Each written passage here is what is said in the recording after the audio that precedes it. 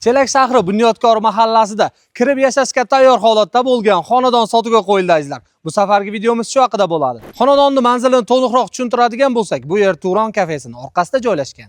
Ikki xonadan iborat bo'lgan ushbu xonadonimizning umumiy maydoni 50,5 kvadratni tashkil etadi. Bu yer 3-qavatda joylashgan. Endi esa sizlar bilan xonalarni ko'rib chiqamiz. Qani ketdik. Birinchi xonamiz yotoqxona sifatida foydalaniladi. Bu yerning o'lchamlari 2,80 cm ga 3,5 metrdan iborat. Xonadagi barcha jihozlar olib chiqib ketiladi. Ikkinchi ko'radigan xonamiz esa mehmonxona.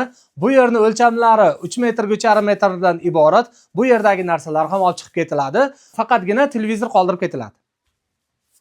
Keyin ko'radigan joyimiz esa oshxona. Oshxonadagi oshxona mebellari, gaz plitalar, duh konturli kachollar va xolodilnik o'z joyida qoldirib ketiladi. Xonadondagi yakuniy ko'radigan joyimiz esa sanuzel.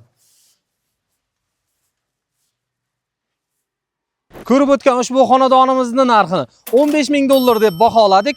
Faqatgina kreditini davom ettirish sharti bilan. Bu videoni maksimal barcha xonadon sotmoqchi bo'lgan tanishlaringizga jo'natib qo'ying. Murojaat uchun, to'liqroq ma'lumot uchun ekranlarda ko'rib turgan telefon raqamlaringizga qo'ng'iroq qiling. Hammaga kattakon rahmat. Sizlar bilan Shohjahon Aslanov bo'ldi.